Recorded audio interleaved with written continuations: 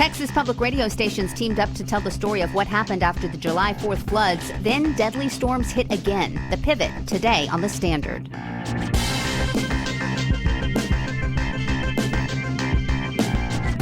Texas Standard is a production of KUT Austin, KERA North Texas, Houston Public Media, and Texas Public Radio in San Antonio.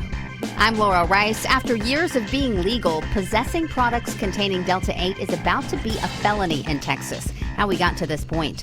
A state sales tax break for data centers may be costing the state billions. The debate in the legislature over whether it should stay in place. Plus, the chilling effect of a Texas law regulating drag performances. Our multimedia journalist tracked the impact in Laredo. And if I were to tell you railroad vine was blooming in Texas, where would you guess those flowers were popping up? We'll tell you about these blooms that thrive in intense heat and direct sun today on the Texas Standard.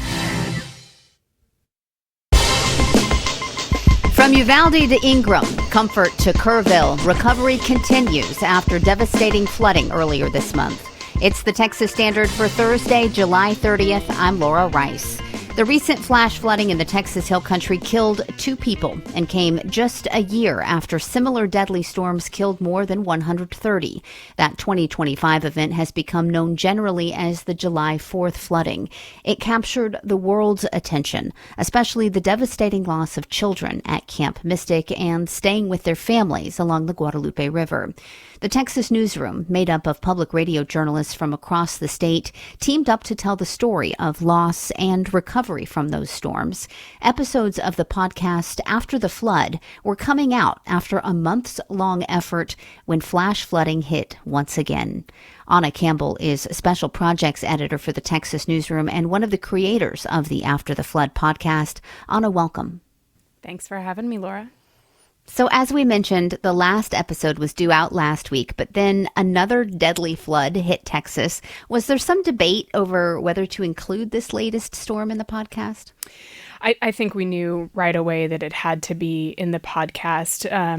The last episode of the show was always going to be us looking at, is this part of Texas better prepared than it was last year? And that was always kind of a hypothetical question. And then, this flood hit and we had some real hard evidence to look at to see, what was different this year. So what did you find? I mean, did you conclude, yes, Texans were more prepared? It's a little more complicated than that. The flood this year was different. The storm was different. Last year, essentially a rain bomb dropped over West Kerr County, which is kind of the more rural part of Kerr County. It's also where the headwaters of the Guadalupe River are. It's also where all the summer camps are. It's also where there are a lot of canyons. So all of that water came down very quickly, very suddenly, and had nowhere to go but, to fill the river. And then the river just kind of swelled. And obviously we know what happened at Camp Mystic and just the rest of the county was decimated, right? This year, the storm happened over a larger region. It was over several days. And so it was just kind of a different storm. People had more time to prepare. We also, we did a lot of reporting after this latest flood. We sent reporters to Kerr County and they talked to a lot of residents who just said, look, we were just more aware this year. The hardest rain also came in the middle of the night this year, like it did last year, and people were just awake. I mean, they had these, the memories of last year were still so raw, and they saw this rain coming, and they said, we had to be diligent. We had to pay attention. We also know that some of the local officials who were, essentially absent last year. For example, Rob Kelly, the top elected official in Kerr County, was at his vacation home at Lake Travis last year. He was unavailable during the storm, essentially. You had the emergency management coordinator who was supposed to be in charge of coordinating all the, police, fire. He was asleep. He had been sick the day before and he was asleep. The sheriff was also asleep. And so, you had all these people who should have been in charge last year who were, again, unavailable. Whereas this year, very different story. Rob Kelly, again, the county judge, said, at a press conference a couple of days after this most recent flood, he was not only in Kerr County, but he was awake. He was watching the weather. He was going to the incident command center that the county had set up. Same thing with the sheriff. He was awake. So emergency officials were certainly more alert this year. Also, after last year, state lawmakers allocated money for flood sirens, right? Mm-hmm. So there are these sirens that sit on top of 50-foot poles that are supposed to go off when the water reaches a certain level. Those sirens are concentrated mostly in West Kerr County. So again, the place last year that was hit so hard where all the summer camps are. But we do know that this year, 3 of the 6 sirens that the county installed did go off. We also know that a company installed flood sirens after some donations came in, including donations from the Eastland family. The Eastland family, of course, owns Camp Mystic. Mm-hmm. Installed about 100 sirens along the river. And we talked to a lot of residents in Kerr County this year who said that they heard those sirens. They got more alerts on their phones. We know that the county sent out dozens of alerts. Last year that was kind of, those alerts were kind of non-existent or kind of spotty. So some things definitely changed. The final episode features an Ingram resident named Stuart Gross. Can you tell us about his experience living through these 2 floods a year apart? Right. So Stuart Gross is someone we met. He was the code enforcement officer in Ingram, but he also told us, he did a lot more than that. Ingram is a very small town. It has about 1,800 people. It's the smallest town in Kerr County. And he wore a lot of hats. He was the code enforcement officer. He volunteered with the fire department. He said, he did zoning. He was the mayor's sounding board. Interestingly, we reached out to a lot of people in Kerr County, a lot of officials, because we wanted to talk to them about what happened last year. None of them got back to us. He was really the only local official, again, who would talk to us, and also the only local official who said, the ball was dropped last year. The county should have been more prepared. He actually introduced an ordinance last year after this most recent flood, and it's a really simple ordinance. It banned RVs from parking right by the river. And the reason he introduced that ordinance is because RV parks were actually the site of the most deaths last year. Specifically, HTR RV Park in Ingram, there were, more than 30 people died last year who were staying at this RV park. That's more than Camp Mystic, right? He said, I just couldn't in good faith let people park by the river anymore. It's dangerous. And so he introduced this ordinance that banned RVs from parking by the river, and it faced a ton of backlash. And so we kind of follow Stuart's journey. He introduces this ordinance, and then just before we were actually going to release this 5th episode, Stuart told us that he actually had left his job with the city of Ingram. He said, after the second flood, he'd kind of had enough. You can check out the whole After the Flood podcast wherever you get your podcasts. We'll have a link to the episodes at texasstandard.org.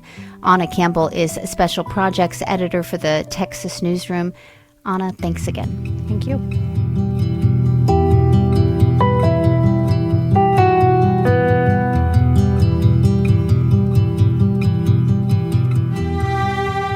We have yet another story this week about changes and challenges in the Texas foster care system. The nonprofit group Empower signed a contract with the state a few years back to manage foster care cases across 9 counties in North Texas. Then 2 infants died while the provider handled their cases.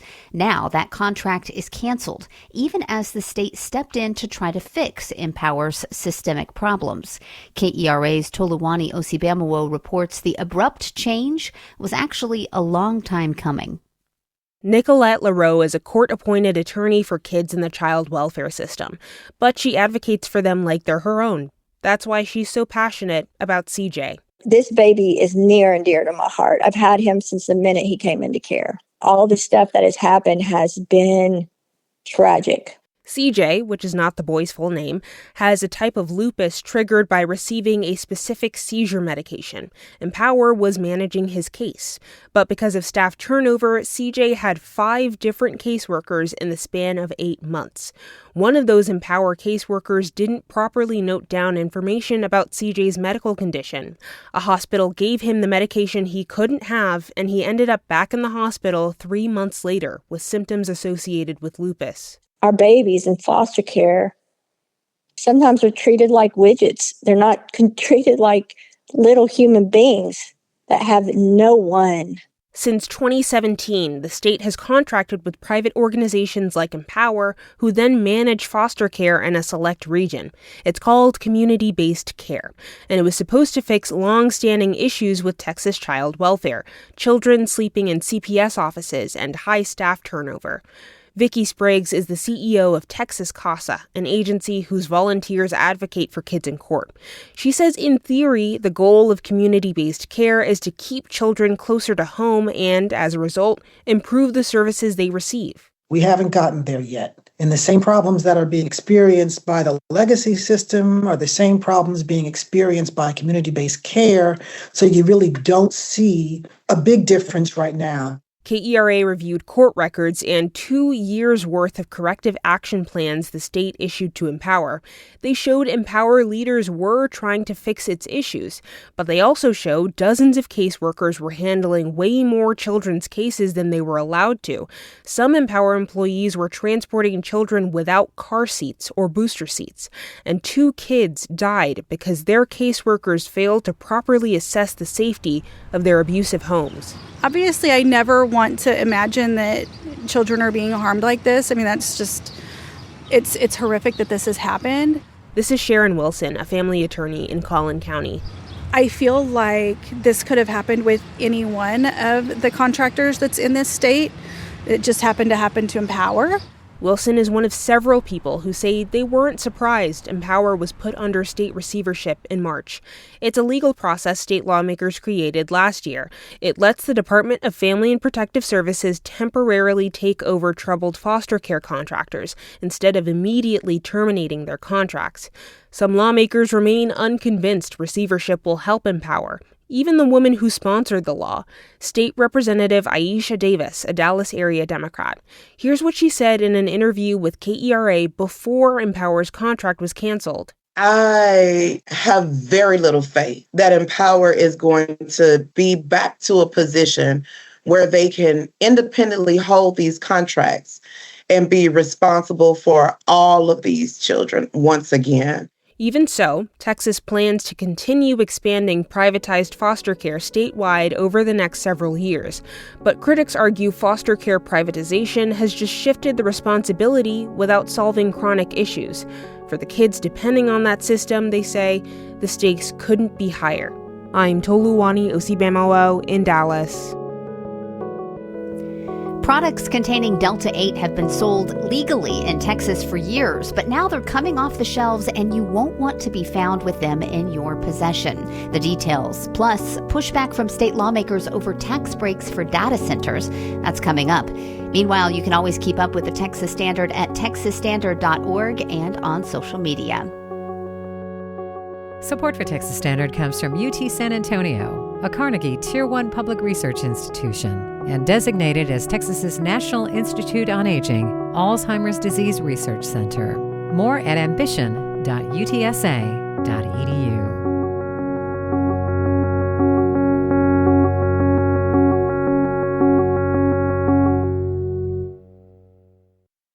Business and your money on the Standard. I'm Laura Rice. Starting Friday, Texas is banning Delta 8 THC and a broad class of similar cannabis compounds, removing products that have been sold in smoke shops and gas stations for years. KUT's Nathan Bernier reports even possessing Delta 8 will become a felony. A lot of stores are already clearing out their Delta 8 products in anticipation of the ban taking effect. Austin Vape and Smoke at a strip mall in South Austin had none left. But employee Robin Scoville said they've been moving away from Delta 8 for a while now in favor of products containing Delta 9, the main psychoactive ingredient in cannabis. It does still have its market of people, though, people who prefer that. Specifically, it's a little more mild. Lots of people tend to use it for, sleeping. That's the weird reality of Texas cannabis laws. Drinks and edibles containing Delta-9 THC will remain legal, but Delta-8 and a range of other alternative cannabinoids are being put on a state list of controlled substances alongside heroin and powerful psychedelics like LSD and DMT. So possessing Delta-8 will be a state jail felony. That carries a sentence of between 6 months and 2 years in jail, along with a fine of up to $10,000. And that strange distinction between Delta-8 and Delta-9 comes down to how the products are made. Is Delta-8 derived or extracted from the cannabis plant or seed? I don't think it's directly extracted from the hemp plant itself. It's extracted from CBD, and I'd point that was at the Texas Supreme Court back in January, a hearing over whether the temporary injunction that allowed Delta-8 sales should remain in effect. Lawyers for the state argued that the Texas hemp law only protected compounds that occur naturally in the plant. Delta-8 does appear in tiny amounts in cannabis, but most of what's sold in stores is converted from a non-psychoactive cannabinoid called CBD. The Texas Supreme Court ultimately sided with the state, and that's what cleared the way for the Department of State Health Services to ban Delta-8 effective this Friday. It's death by 1,000 paper cuts. Lucas Gilkey is a co-founder of Hometown Hero, an Austin hemp company that brought the lawsuit. He sees the rescheduling of Delta-8 as part of a broader political program against consumable hemp products. I think they've realized a whole ban is highly unlikely, but if they keep taking certain parts of the industry from us at some point, it is just going to wipe out a lot of the small shops. And these are stores that are owned by mom and pop Texans. And, we're starting to see this become a much bigger political issue because now people are saying, despite, having been a conservative my entire life, I'm no longer going to vote the party line on this because this is just absolutely ridiculous. Gilkey's not sure if he's going to continue this expensive legal battle, but he says other hemp businesses may pick up the fight. I'm Nathan Bernier in Austin.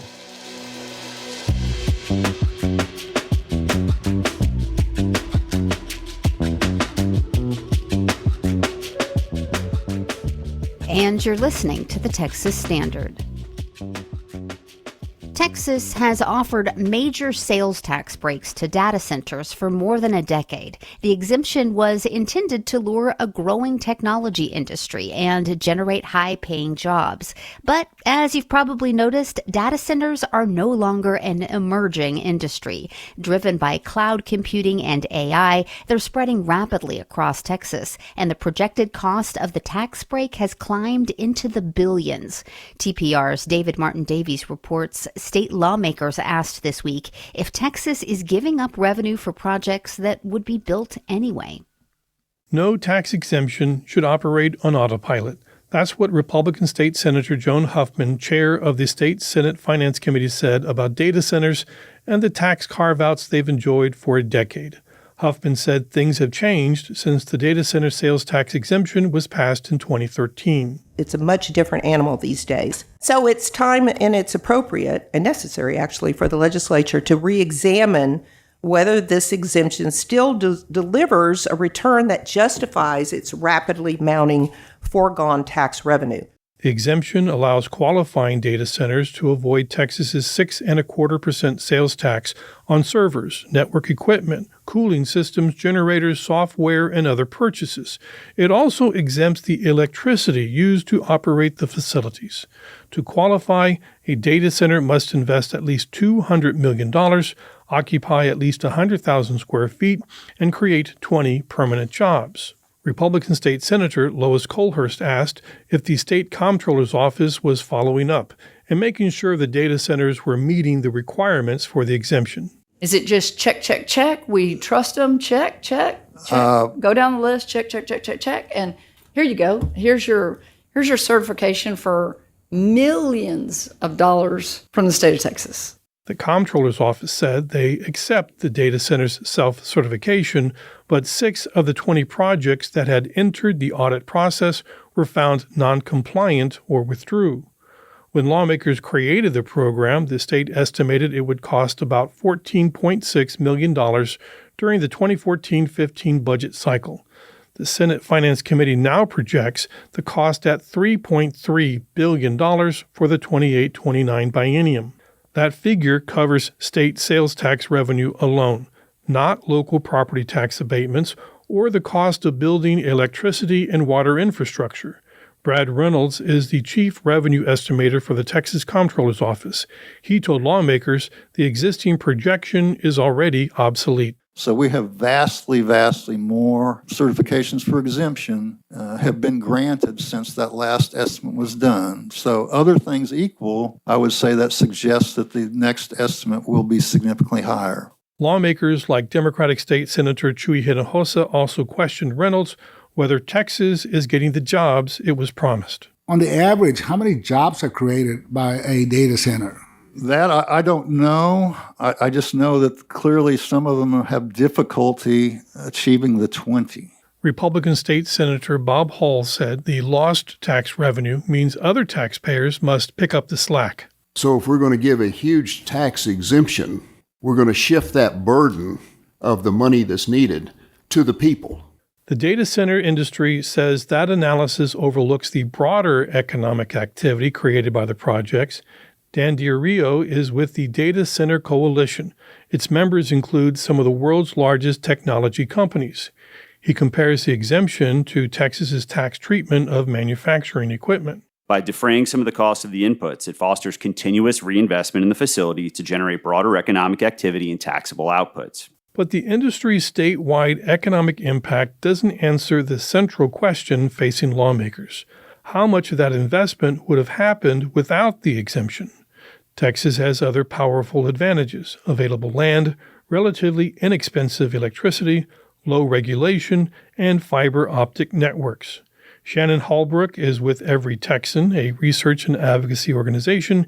He told lawmakers the industry has matured beyond the need for a subsidy. The data center industry is viable in our state and no longer needs the subsidy. I mean, in 2013, 2014, 2015, it may have been a different story, but they seem to be doing very well here in Texas. Legislation to make data centers pay taxes could take many approaches: eliminating the exemption, limiting it, ending the electricity exemption, imposing stronger job requirements, or strengthening compliance audits. I'm David Martin Davies in San Antonio. Support for Texas Standard comes from Barron Adler Clough & Odo, a Texas eminent domain and condemnation law firm, helping to protect the rights of Texas property owners for more than 40 years. More at barronadler.com. Hey, what's cooking? Make sure to join us as we check in with Texas's top taco journalists to hear about the latest innovation stories and the people behind many a Texan's favorite go-to. It's Mondo Rayo with the Tacos of Texas, next Thursday on the Texas Standard. Support for Tacos of Texas comes from H-E-B.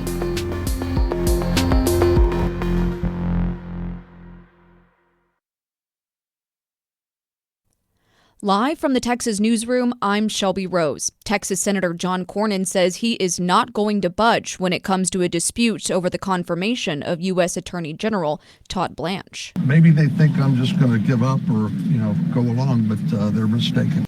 Cornyn says he won't vote to approve Blanche's confirmation until he gets in writing assurances that some of the proposal in President Trump's IRS lawsuit settlement won't go through as initially proposed. A vote in the Senate Judiciary Committee to advance Blanche's nomination was supposed to take place today, but has been delayed. The Trump administration is continuing trade talks with Mexico over the terms of the U.S.-Mexico-Canada Agreement, or USMCA, but talks with Canada remain stalled. Houston Public Media government reporter Andrew Schneider says uncertainty over the agreement's future is already taking a toll on business investment in Texas. One of President Trump's main goals in forcing a renegotiation of the USMCA is to bring more manufacturing jobs back to the U.S. Brett Preston is managing partner with the El Paso commercial real estate firm Cushman & Wakefield, Pyrus. He says that may happen, but it won't be cost-free. These rules and these tariffs or these costs eventually either trickle down to the profit margin or they trickle down to the consumer with a higher price. In the meantime, Preston says, investment in new manufacturing and warehousing along the Texas-Mexico border has largely frozen, pending the outcome of trade negotiations. I'm Andrew Schneider in Houston. Labor shortages tied to increased immigration enforcement are delaying construction and threatening to drive housing costs higher in South Texas, according to builders and elected officials who rallied on Wednesday in FAR. Mario Guerrero is CEO of South Texas Builders Association. We believe America is strong enough to be both a nation of laws and a nation of opportunity. Congressman Vicente Gonzalez said immigrant workers make up a significant share of the construction workforce, that labor shortages are also affecting agriculture, fishing, and hospitality businesses. 30% of construction workers in America are immigrant labor. 30%. In Texas, that number goes to 40%. And in some urban areas, probably in South Texas as well, we hover right around 50%. Gonzalez promoted legislation that would allow some immigrants who have lived in the country for at least 5 years and have no criminal record seek renewable legal work status through their employers. No deal yet on debates between U.S. Senate candidates James Tallarico and Ken Paxton. Tallarico has agreed to 3 dates, while Paxton's campaign says it's still working out details.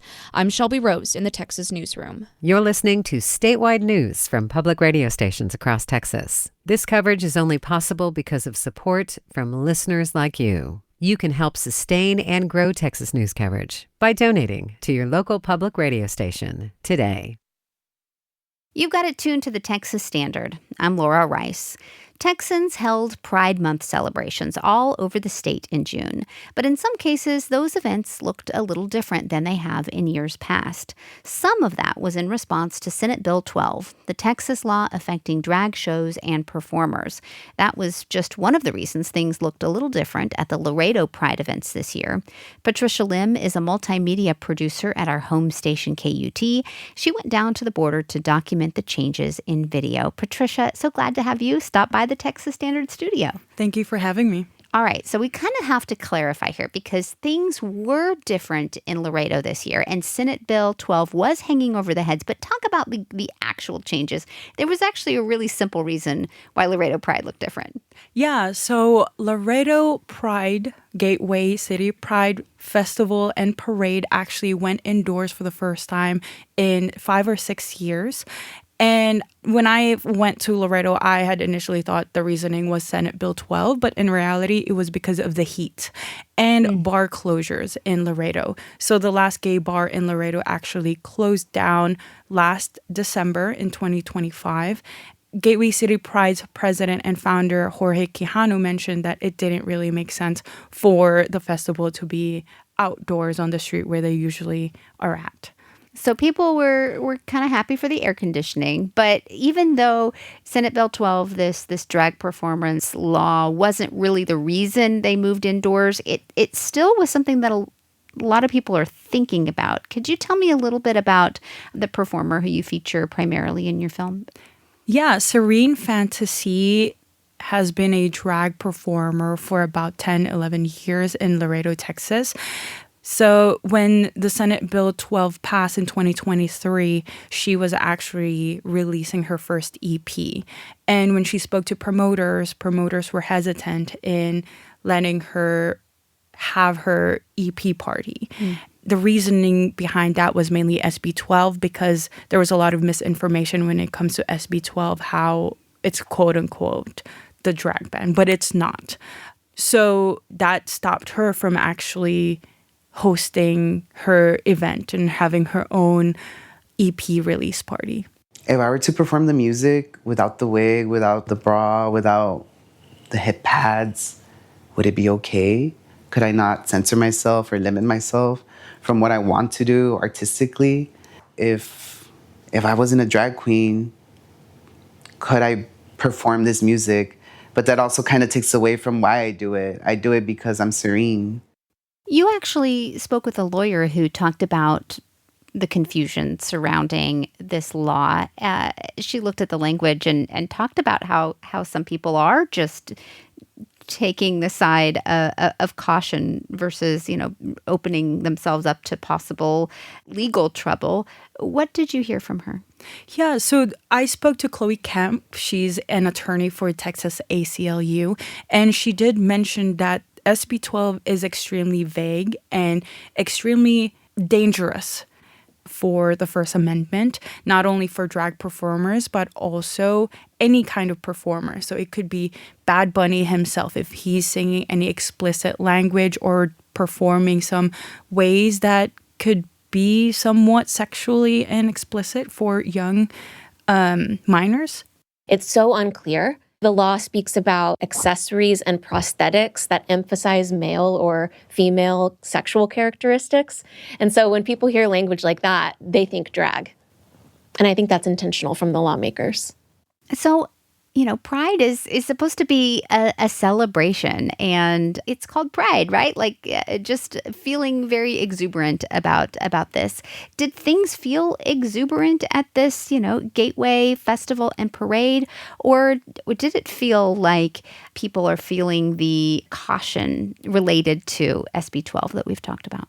Yeah, speaking to a lot of the LGBTQIA plus communities in Laredo, they were happy that the Pride Festival went indoors because it does get hot in Laredo, Texas. And I myself was enjoying the AC at the hotel at Embassy Suites. But speaking to people like Serene Fantasy, the drag performer that I did follow, she did mention that she's scared of going outside because of SB 12. She questions all the time, is she okay wearing a wig and wearing a dress, walking outdoors? And she's not the only drag performer that I've spoken to that has mentioned that how frightened they are when it comes to SB 12. Patricia Lim is a multimedia producer at our home station, KUT. She went down to the border to document the changes in a video that you can find on our website, texasstandard.org. Patricia, thank you so much. Thank you. You can also watch Patricia's video story on Texas Standard's YouTube page. Up next, why you might be likely to find a certain flowering plant on Texas beaches right now. Support for Texas Standard comes from Texas Mutual Insurance Company, a Texas-based workers' compensation provider committed to providing care and support for injured employees. More at texasmutual.com/TexansDeliver.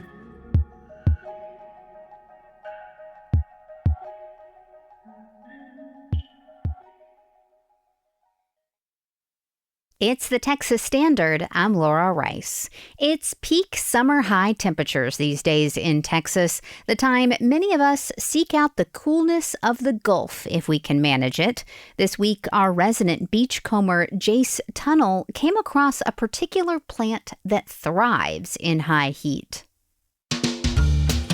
This week, while beachcombing along the Texas coast, I came across one of the most beautiful displays I've seen all summer.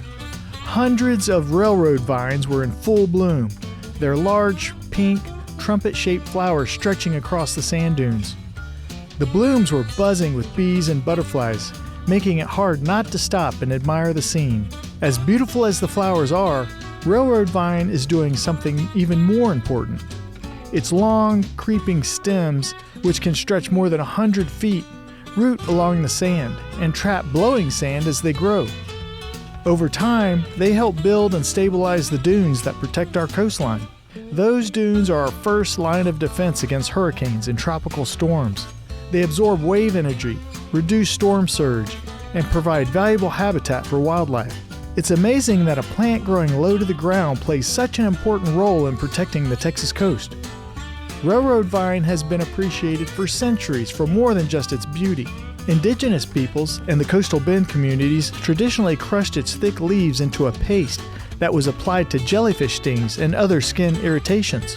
Modern research has found anti-inflammatory compounds in the plant, lending support to those traditional uses. If you've walked the beach, you may have noticed another vine with similar leaves and white flowers growing nearby.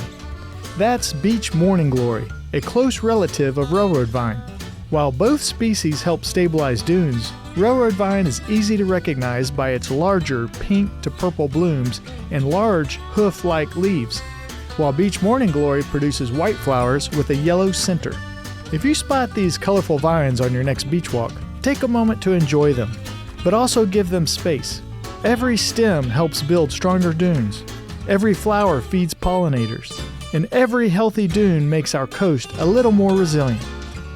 Wherever Texas meets the tide, you'll find this guy, Jace Tunnell, the Texas beachcomber. Jace is Director of Community Engagement at the Hart Research Institute at Texas A&M University, Corpus Christi. A legal battle involving a North Texas school district could have far-reaching implications for accessible education across the state. It's unfolding in Weatherford ISD, which was given 10 days to comply with an order to provide resources for a student with disabilities. Months later, KERA's Abigail Ruman reports the student's family is still waiting. Shannon Harriman is careful when he talks about his son, Kelton Lightfoot. He describes Kelton as a funny 17-year-old who loves to spend time with the family's gentle black Labrador retriever, Hudson, and wants to get a job and learn how to drive. But for all of Harriman's affection and devotion to his son, there's also exhaustion and concern. We love him so much, but I've put my family at risk for years and years. Kelton's intellectual and behavioral development has been significantly affected by a traumatic brain injury he sustained when he was 2 weeks old. Harriman says Kelton's disabilities manifest mostly in his behaviors, which can often be violent. He can go from being happy to spitting on you to hitting, throwing things, threatening you with knives. Harriman says Weatherford ISD, where his son had been enrolled since middle school, failed to meet Kelton's needs. He also alleges the district took steps that made his son's behavior and educational performance worse. It got so bad they left the district out of desperation in 2024. Mark Whitburn is the family's lawyer. By the end of the child's time there, things were just so out of control. There's nothing the school district could do that was going to be able to help him then. At the very least, he had to have a private placement then, and probably well before that. After moving, the family filed a lawsuit and a due process complaint against Weatherford ISD. Due process allows parents or guardians to ask for an opinion from a hearing officer with the Texas Education Agency, who has authority similar to a judge, if there's a concern about the child's rights being violated. Weatherford ISD told KERA it can't comment on ongoing litigation. In legal documents, the district denies Harriman's allegations and claims it's no longer responsible for Kelton because the family moved outside of the district almost a year before filing a complaint. In January, the TEA hearing officer sided with the family and directed the district to provide a year of residential placement as a remedy. But Whitburn says the district hasn't taken any action. And they just simply decided not to do it, even though there's a regulation, the Texas Administrative Code, that indicates that they have to do it within 10 days. In a letter to Harriman, TEA says it was prevented from ensuring compliance with the hearing officer's order while the case moves through federal court. Whitburn says he's never seen a school district simply refuse to implement a decision. Until now. Every case sets a precedent of some kind. If other school districts see a school district having success with that strategy, why not go down the same road? Monica Santiago founded 3-in-1 Advocacy after struggling to understand how to get services for her own child, despite years of experience working in school administration. She says without a mechanism of enforcement, students with disabilities will lose access to their rights. Whenever you're a citizen of a community and you go to court to hold, an entity accountable, if that can never be enforced, how can you call it justice? How can you call it a viable option?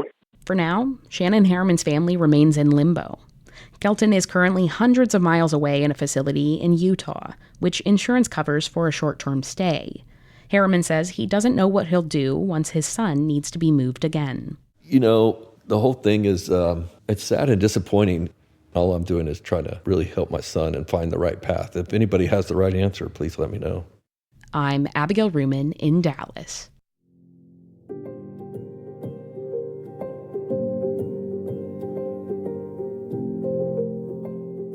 This weekend marks a somber anniversary in Texas. 60 years ago, a gunman barricaded himself at the top of the University of Texas at Austin Tower and started shooting on the campus below. This was 1966, long before Columbine, Parkland, Sutherland Springs, and Robb Elementary. The people on campus that day had nothing really to compare this attack to. That's what Texas Standard heard over and over as we collected more than 90 interviews for an oral history marking 50 years of the UT Tower shooting. Many of the people we talked to were direct eyewitnesses of the event. Some had never spoken publicly about the events before. Dale Dorsey was going to summer school at UT at the time and remembers the moments after the gunman was stopped. It must be like soldiers feel, when we walked around afterwards. Everybody was numb, it was quiet. And I bet it's like soldiers that say, well, we were just here and everybody was alive. And then afterwards, they're not. We wove the stories we collected together into a powerful, moving narrative. Our documentary, Out of the Blue, first aired a decade ago, 50 years after the UT Tower shooting. On Friday here on The Standard, we'll revisit Out of the Blue. You can also find it now, along with an interactive map of the UT campus containing the stories we collected at towerhistory.org. That's a special website, so I'll give it to you again, towerhistory.org. There's more Texas Standard just ahead. Stay with us. Support for Texas Standard comes from Half Price Books, a Texas-bred new and used bookstore, proudly supporting public media and sustainability by keeping books, music, and other media in circulation. Store locations and more information at hpb.com. Support for Texas Standard comes from HEB and the My HEB app, which is available for download, and shopping fresh departments like seafood, produce, bakery, and deli, and scheduling curbside pickup or home delivery. More at heb.com.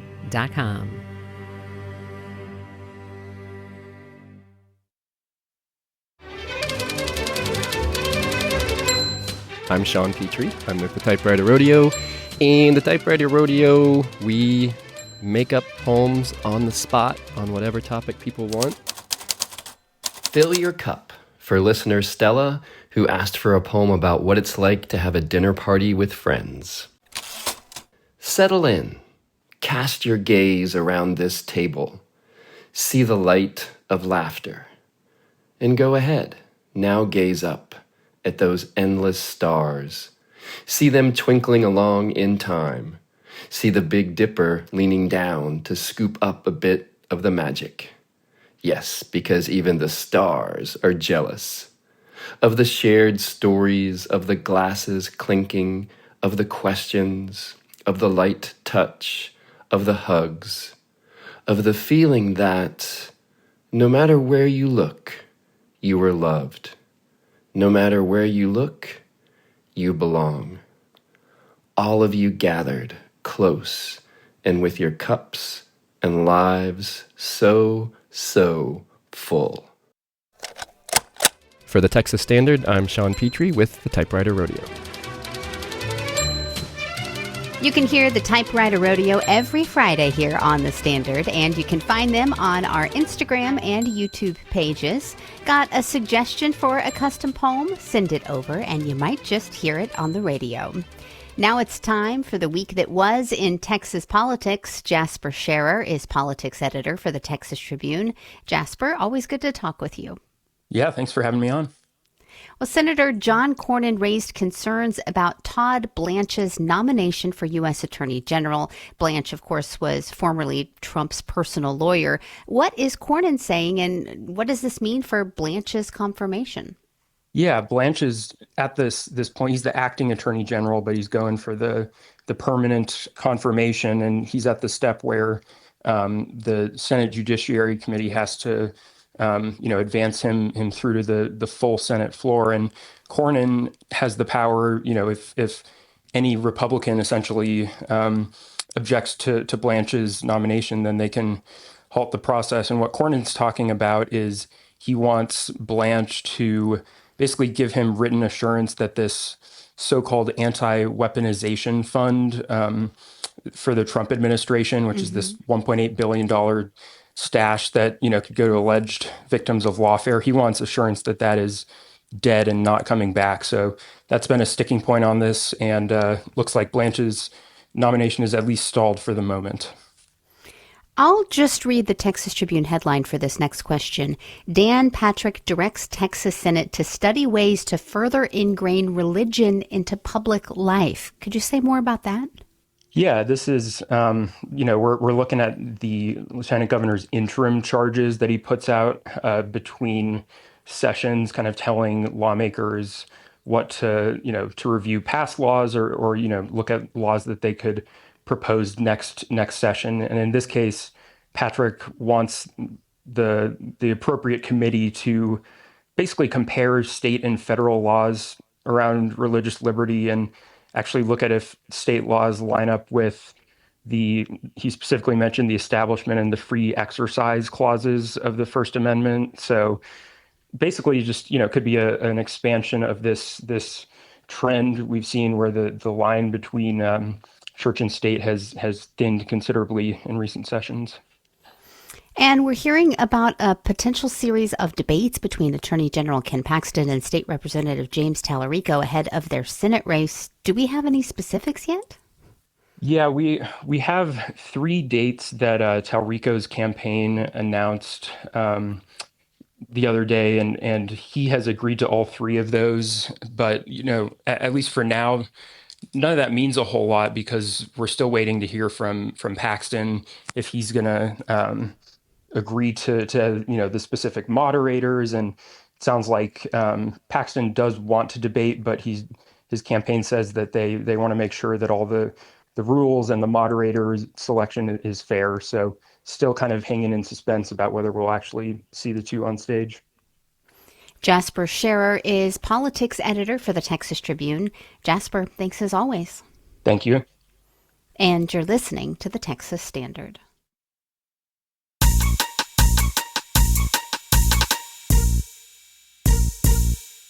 Artificial intelligence can feel like a breakthrough, a tool that helps ordinary people build things they never could before. Or it can feel like a sales pitch, designed to enrich the people at the top while making sure everyone else's existence is less secure. This is Wells Dunbar with the Texas Standard, and we are asking people how they are using AI, or why they're avoiding it, as part of an upcoming program going in depth on the issue. Hi, Texas Standard. This is James Core in lovely Austin, Texas, and I am all in on AI. I use it as work and at home as much as I possibly can. For James, AI helped close the distance between having an idea that could help his family and actually making it work. So I had an idea to help my 5-year-old get ready in the morning, but I had no way of actually bringing it to life. So through AI, I was able to generate the images, I was able to develop the code, I was able to develop an app that I could use on the TV in the real world. This is amazing and really an enabling thing. So I really appreciate what AI has allowed me to do, and I appreciate you all for listening. Thank you. That's one promise of AI, giving people skills and capabilities they didn't have before. But another listener is looking less at what the technology itself can do and more at who controls it and who stands to benefit. Howdy, my name is Doug Tickner. I'm a blackjack dealer and a teacher with the Austin ISD. We don't usually get into book recommendations here on the Talk of Texas, but it sounds like Doug has a good one. I finished reading today a small but important book, The Reverse Centaur's Guide to Life After AI by Cory Doctorow. He clarifies who AI serves and who gets crushed by it, and connects the dots between the AI investment bubble and the AI salesmen working hard to convince executives they can fire all their workers. Doug worries the enormous amount of money flowing into AI is creating pressure to portray the tech as unavoidable, whether or not it ultimately delivers everything its backers have promised. And he sees potentially serious consequences if that boom collapses. In the end, the billionaire class will have the most to gain. They have been betting big on widespread beliefs in AI's power and its so-called inevitability. Then they'll get their money out just before the bubble bursts. And what comes after that is going to make 2008 seem like a walk in the park. AI can help a parent build an app for his child. It can also raise much bigger questions about power, employment, and risk when new technology reshapes the economy. So, we want to hear from you. How are you using artificial intelligence? What has it made possible, or what makes you uneasy about it? Tell us at texasstandard.org/talk. I'm Wells Dunbar, and this is the Talk of Texas. And indeed, we'd love to hear your stories about AI, how you feel about it, and how you're using it in your job or not. We're working on a special show dedicated to understanding AI and its role in our lives now and in the future. So please reach out to us. You can leave us a voice message at texasstandard.org/talk. Tune in tomorrow for a special edition of the Texas Standard, 60 years after the UT Tower shooting. Philanthropic support for Texas Standard comes from Casey and Scott O'Hare, the Winkler Family Foundation, Lynn Dobson and Greg Holdridge, Adrian Killam, the George Huntington Family, and the Cynthia and George Mitchell Foundation.